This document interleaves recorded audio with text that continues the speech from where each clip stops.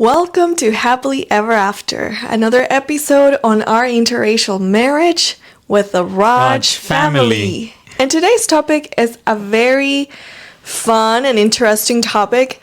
It's on marriages, arranged versus love marriages. And we come from two totally different cultures and backgrounds. So, honey, how was it growing up? How did you grow up seeing that aspect? You come from India, and it's known for arranged marriages.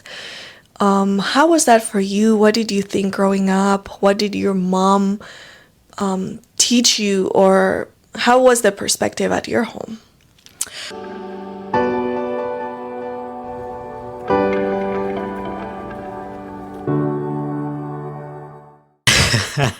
Yeah, it is a very common thing in India, right, to have arranged marriages. People talk about that with me a lot in terms of arranged marriages. And I've always seen it as something that I never understood about arranged marriages. My brother and I growing up also, we were like, how can someone, sorry to be very open, how can someone have their first night with a stranger that they don't know that much because it's just an arranged marriage, you know? And we never saw that as something that we could be part of. It is not part of our life.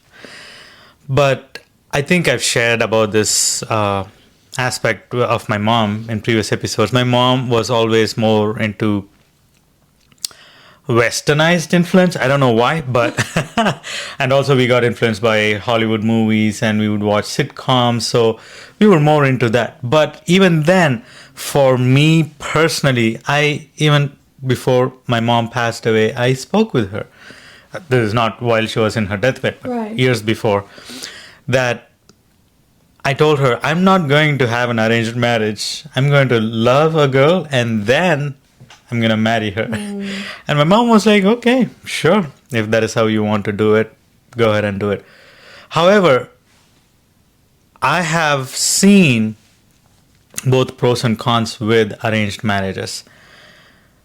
In arranged marriage, the parents are there, right? The parents are the ones who the guy's parents are the ones who come and talk to the girl's parents.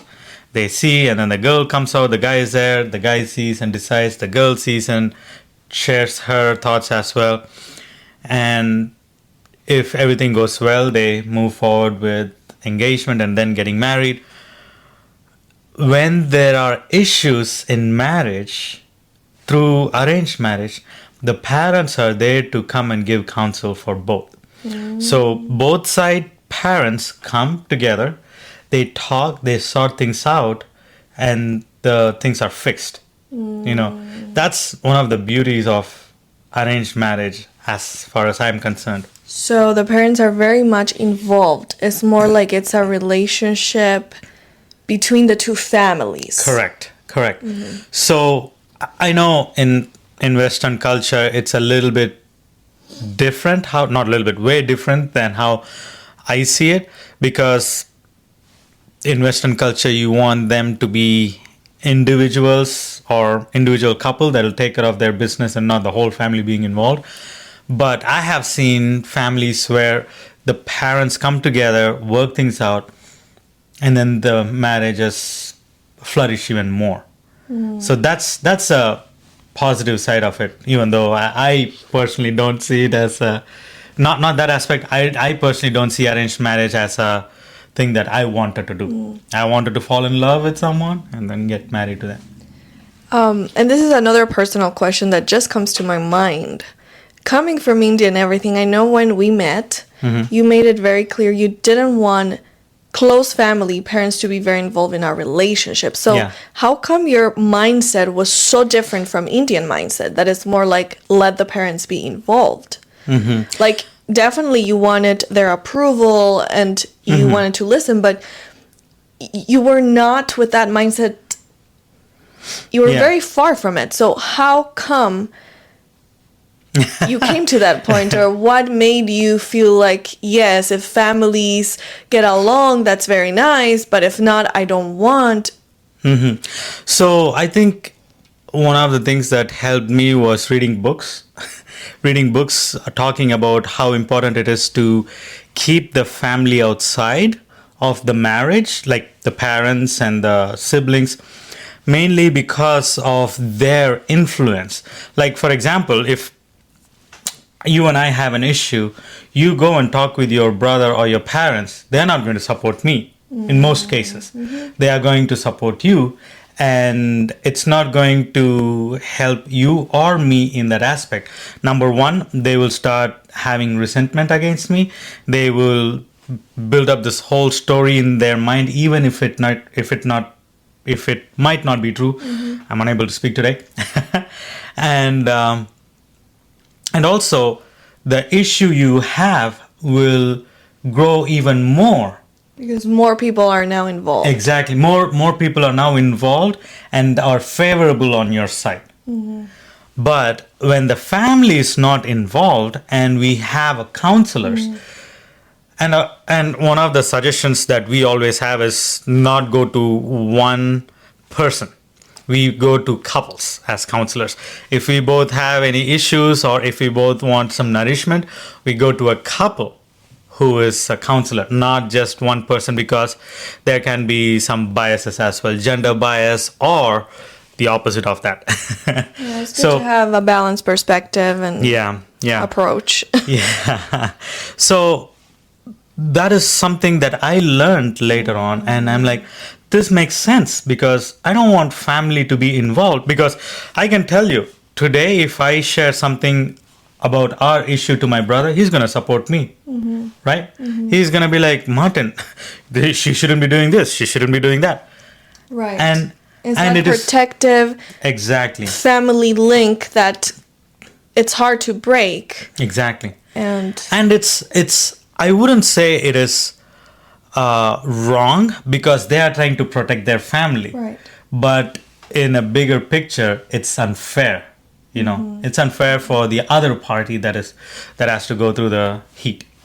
So when I learned about that and learned about counseling, I was like, okay, this makes sense. So I don't want to have the family to be so involved into our marriage. Yes, they need to be respected. I was very open about those things, and I want them to be involved to an extent. Right. And that is where we set the boundary. And beyond that, it's between us, God, and the counselors that God will lead us to. Wow. So a lot of your traditional cultural things changed through time. Number one, you grew up thinking you couldn't follow the trend or the tradition from your country, because you and your brother did not feel like that was natural. Yeah. So can you explain a little bit more, just for the audience and for...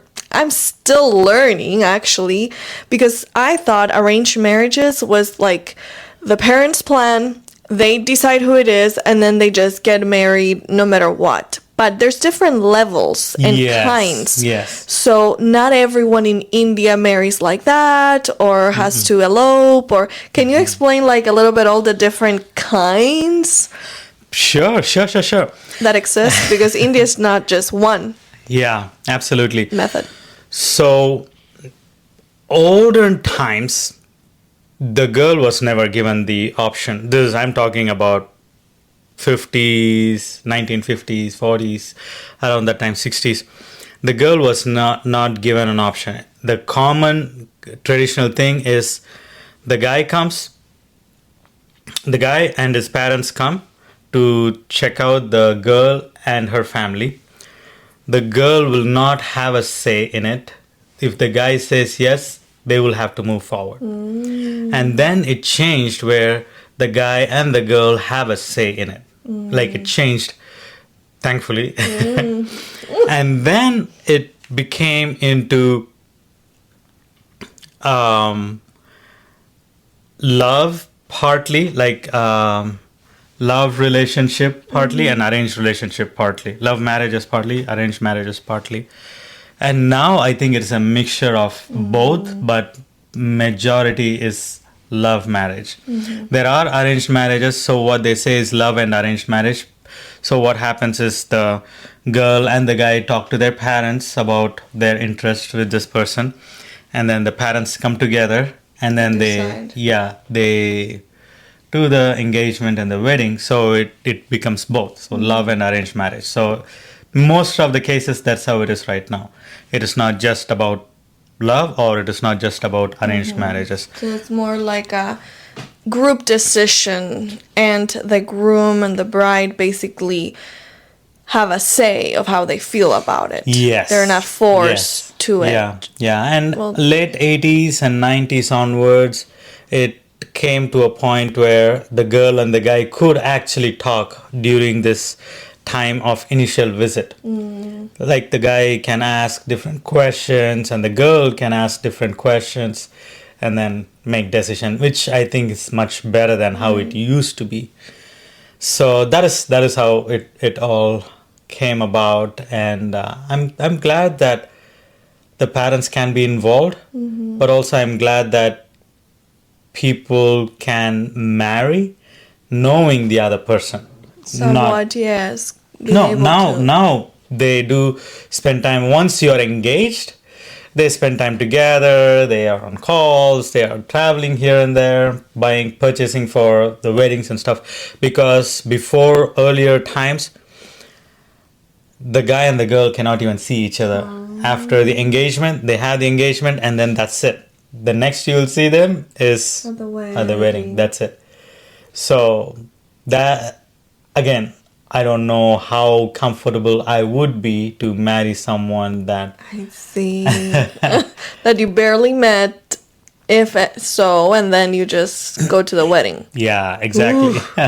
That's crazy, huh? yeah. I mean, even for you being raised there, it was kind of crazy. So I only wonder what everyone else thought in those moments, if they went through with that, you know?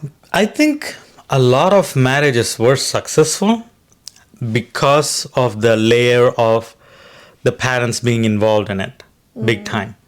But again, I don't know personally how they felt in their heart. But marriages were successful. There was Successful as in they stayed together. Yeah. Or were happy together. At least stayed together. Yeah. How about in South American culture? I'm pretty sure the arranged marriage is out of the books, but is there any type of stuff like that? Well, that I'm aware of, at least when it came to my close family, it was very informal. There was no formalities. It was more like as you are in college, or, you know, whenever you meet the person you're interested in, you just start that friendship, then a relationship, and you don't need to ask permission of the parents. That was not something big either that I'm aware of. I mean, my parents wow. didn't go through that. You just inform your parents that you're dating, and then they meet the person and hopefully they like them. But if they don't, it's very different, and I have no idea exactly where it comes from. I mean, I'm sure there's different as well in the spectrum, some that are more, you know, dependent on the parents, more conservative in the sense of building a relationship with approval and respect. But in general, you don't have that whole protocol that later on, as we were reading, you know, books, especially here from United States, of Christian relationships with biblical principles, it was very much encouraged. You know, the guy should ask the parents for permission, but that was not how I grew up hearing people say it is done, even on Christian circles. So I don't know if I was not involved with a very, I don't know if to call it conservative or just more traditional, or so it's not that there's disrespect. It's more like it's up to the couple. Once they are adults and they want to make their decisions, it's not so much the family involved. Even though I'm sure there's different families. Some that are more involved in everything their kids do, some less. So there is no formalities. You just meet someone, start the friendship, then you can formally say, do you want to be my girlfriend, my boyfriend, and then you are in a relationship. And then when I was growing up, which, 20 something years ago, you did not hear, and my parents didn't have this, and no one does the whole thing of kneeling down. I thought growing up, if a guy would do that, I would laugh because that's like so movie type. Like, that's not really real. It's just like formalities. And I was like, let's be real. You don't have to do that. So it was more like one day, you both are talking, and you don't wait until engagement to talk about marriage. You can talk from the very beginning if you're serious about each other, and plan and discuss and just be super natural, like intentional relationship. From the start of dating that you want to marry them, hopefully. And if it doesn't work out, well, you won't stick with them, but you will break up. But so the day you choose when you want to get married, that's when you're basically engaged, and then you plan your wedding, and that's it. So I always thought, it's just smooth process of building a friendship, being in a relationship. And then as I came to college to the United States and I started to learn more of other mindset, slowly I came to terms, okay, it's actually nice, the whole engagement thing. It's just like a nice ceremony to confirm that decision the guy has made. But I didn't like that it was so sometimes like, okay, you cannot talk about marriage or important things until you're engaged, because who knows if he wants to marry you. And for me, it's like, if you're in a relationship, it's because you're trying to get married. So I think it's very informal in Argentina, but it's also, for what I understood, I cannot say what I'm saying is the country standard, because my cultures are so mixed that, and so many perspectives. But at the same time, I think it's a little more maybe like India, in the sense it's not like so, oh, you just date and you're not even sure if you want to marry that person, and one day you decide you want to marry them. It's like you start for intention of marriage whenever you're dating, like whenever you are in a relationship. And that's another thing that was so confusing for me.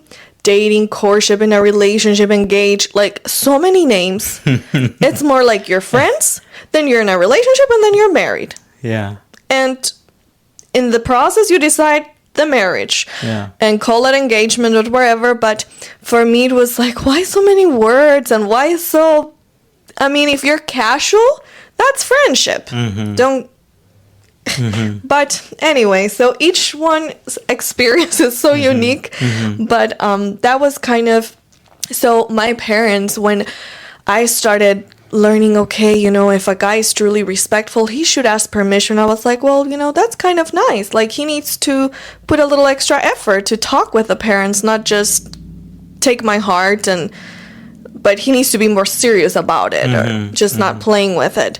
So then I told my parents, get ready. If there's any guy, they might come to you. And they were like, that's kind of awkward. Like, what are we supposed to say? Like, you guys should just figure out yourself. No, not really. But they definitely wanted to analyze and had their say. But they were like, I mean, if you both, we're not marrying the person, so how can we say we approve or not? So they were very concerned in a way of like giving their final word, because they felt only God can do that. So that was just very different. But then they kind of liked it, and they were like, yeah, like expecting a guy to talk to them, because then it's like they have the right to say, yes, we approve for you to even be with our daughter, to get to know her or not. So I think we all got used as a family to new things more with I guess Western. I don't know Argentina where it is. Southern. Southern and Western. Southwestern culture. So it's just very interesting the impact it has. And I believe each family, as well as we've talked many times when it comes to cultures, each family is their own little culture and their traditions. So yeah. So when you were talking about the engagement part, I was thinking about, Indian engagements. And I really like that, in fact, because with how I understand with the Western culture, the girl might say yes, the girl might not say yes when he kneels down and asks her. And I totally agree with what you are sharing. Like, you have friendship, and then next is relationship. In the relationship, you figure out things. You don't be in relationship just for the sake of being in, and you can break off anytime soon or anytime you want. You are in relationship only for the sake of getting into being married, right? If you don't want to marry, you always part ways, because the other person might be thinking, okay, we are going to get married at some point. Okay, we are going to get married. We are going to get married. And there are huge number of people that have those issues because they are in this so-called friendship, thinking that they are in relationship. And then even after they get into official relationship, they don't know if they're going to get proposed or not. I've seen people that have waited for like 7 years not being proposed, but they are in relationship. Oh, I don't want to move forward. Oh, I don't. Then that is not the right way to do, because you're playing with the other person's heart. You need to be sensitive as well. Be in a so-called relationship with someone else that also doesn't want to be committed to, But when it comes to Indian engagements, it's a whole celebration. It is like a mini marriage itself. Of course, not all the thousands of people are going to be there. There is maybe 100 people or something like that. They will come. It's like a wedding, truly. As I said, mini wedding. A medium wedding. So they come, and then they have fruits, sweets, and clothes to exchange between the guy and the girl's family. And then the guy will wear what the girl's family gave, and the girl will wear what the guy's family gave. And that is how the engagement is done, depending on also the religion. In Hindu culture, in Hindu religion, it is done one way. Christian is done another way. Muslims have done it another way. However, it is more like a celebration of coming together. And the girl is very clear. She wants to move forward. If not, that engagement is not happening. The guy is very clear. If not, the engagement is not happening. And that's the point. I think when you are in a relationship, there needs to be some openness on where you're at. If you're like, I really want to marry you, but I'm not ready right now. Or I'm like, even I think after 3 months or 4 months we were dating, you wrote to me and you were like, I promise I will marry you one day. Yeah. And I was like, okay, is this like a proposal? I had to tell her. It was like 5 sentences, and she was reading it for like over a minute. And she's a fast reader too. And I told her, listen, this is not an engagement, or this is not a proposal. It's just a promise from my end. And I was like, okay. I mean, since the very start, you were like, I know God brought you into my life, and I'm sure about you. And that was very nice to know. Not everyone has that assurance at the very beginning. Sometimes it's a process. And so I think it's very important to be open during that process where you're at. Where the guy is at, where the girl is at. Because he was like, in 6 months, I'm ready to marry you. And I was like, I definitely need more time, because I think I need extra time to figure out, because sometimes relationships, from my experience, like they would go okay the first months, but then things would start coming out that I didn't feel peace, and that it was more like the real stuff that we had to deal with. So I was like, I want things to really be sorted out and to have the assurance you are the one. Because sometimes you have a green light, God gives peace to move forward. But then that green light needs to keep coming all the way till marriage. In the process, if there comes red flags or things you have to work on, that would determine if you keep moving forward or you part ways.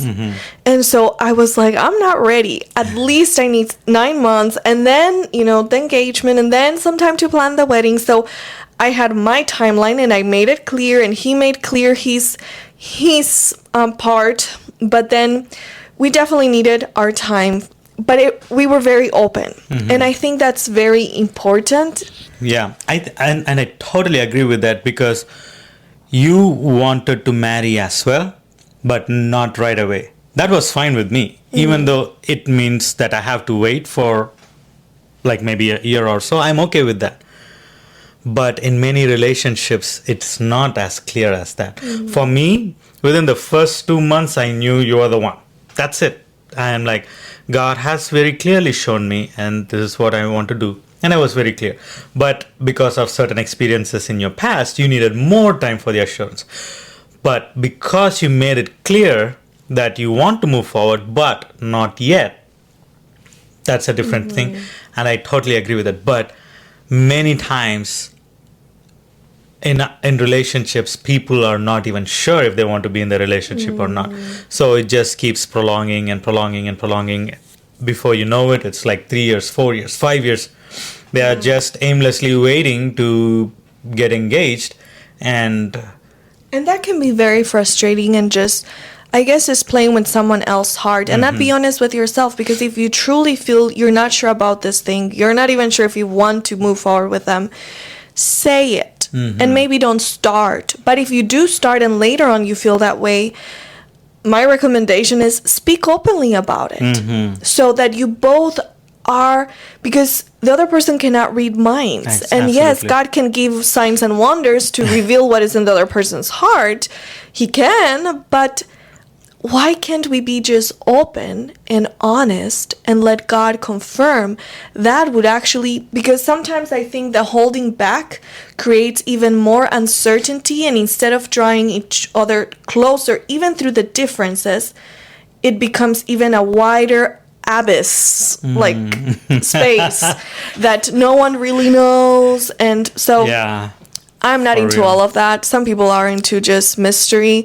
And if you like mysterious stuff, I guess go for it. But it's not needed many times. It's not needed. And that's why, bringing to the point, like in Indian engagements, it's beautifully done. Everyone is there.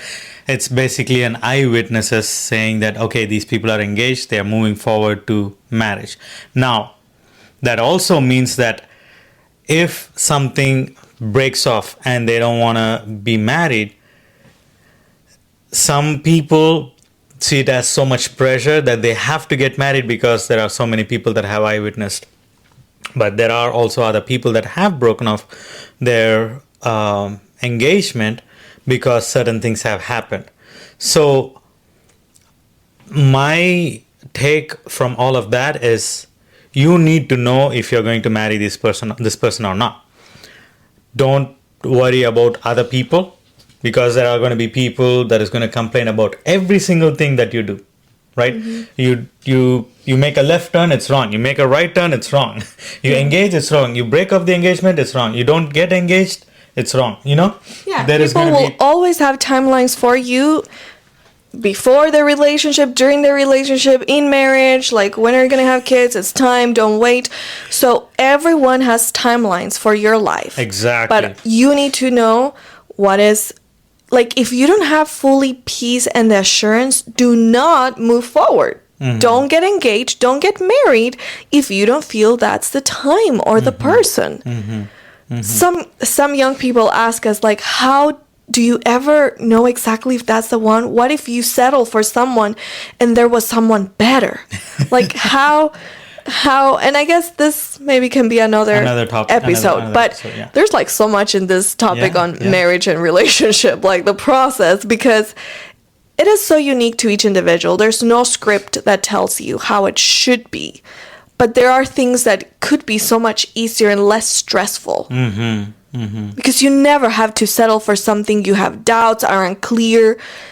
So I mean, your mind is always going to say there is someone better outside somewhere. Or what if I'm missing out? Exactly. But then probably you're not really sure about this person. Exactly. That's why you're wondering if there's something better. So never settle for less than the best that God has for you, and that you feel this is the best. Like, even if there was someone else, I want this person because I see God's hand, my heart is connected, and I'm just grateful for this gift. When you find a treasure, you're not wondering if there's another treasure. You appreciate that treasure. So I think that's the point where you kind of need to find yourself and pray about it. Find peace. Yes. Find peace in it.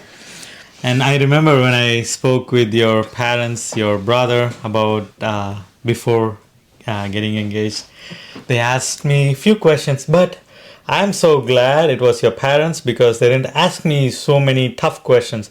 They just asked me questions that made sense. Of course, I cannot share all of that right now, but it made me also to think, okay, where do I stand and how is this and how is that? But then it was a great experience for me, and I'm sure not all the guys will have that type of experience with their in-laws or in-laws to be. But I think it is a very respectful thing, and I've always wanted to be very respectful, whoever it might be, even if they don't approve of me. I wanted to be respectful for that with them because end of the day they are the girl's family, and yeah. So it was really fun chatting with them, and then all of them approving, and then sharing with my brother, my parents, my friends, and it was like a whole another thing. But I was actually thinking how I could do this whole engagement. Should it be the Indian style or Indian style, as in, of course, still surprising you, but. And it was how many months after our relationship, like after we started dating? I would say 18 months. 18 months. So those 6 months were long gone. 3 times. Yeah. So that is when we got engaged, and I spoke with them like 2 months before that, or maybe a month before that. I don't remember. I don't want to tell anything wrong. But it was fun. It was fun talking with them, and I think all the guys should go through that type of experience, like getting the blessings from the girl's family. I mean, of course, everyone has their own plans and the way of doing their life, but I think personally it'll be a nice thing to get blessings from the family. Definitely, and I was definitely not expecting it at that time when it came, but it was beautiful. I was ready, even though I had not. I didn't grow up thinking on like a specific proposal ceremony, but I was ready. I was ready in my heart. All my questions and things were confirmed over. I think it took me like a year to be totally at peace that this was the person I wanted to marry. And about that time, I actually Yes. by faith or whatever you want to call it, I said, I don't want to be stressed last minute, and I'm just going to go ahead and buy my wedding dress and my reception dress, and I wanted to do it online in platforms I could return if needed, so I had time to try and figure out which one was the dress peacefully, because I was like, I feel this is the person I will marry, and so I'm going to go ahead and get ready. So I was getting ready. Only my family and close friends knew about it. He had no clue, but I had my Indian sari reception dress, all from India. It came perfectly. The dress, I got one I didn't like, then the second one was the one, and I was with my shoes, everything. I packed it and I saved it for a year and a little bit until the wedding, because we got married 2 years after we started there. Yeah. Dating. So even though she said no marriage within 6 months, she already had her stuff. When I had later. that assurance, I started planning, because Preparing for it, yeah. I had a sense in my heart, this is going to come and I better be ready, because I don't like last minute stress. And so it worked out so beautifully. And then my mom was like, well, you better be sure you don't gain weight and just keep the same size until the wedding. And it worked out. It's nice though. Like, if your mom would have said, are you sure this is the one you want to marry, or something negative about it, I don't know if it would have been that exciting for you, Yeah. No, I think everyone knew I was sure. I just needed extra confirmations. I think they knew even more than myself that I was like set for Ready. this, but yeah. Well, we have come to the end of this episode, but this is only part one. We will do part two, and we will see you there.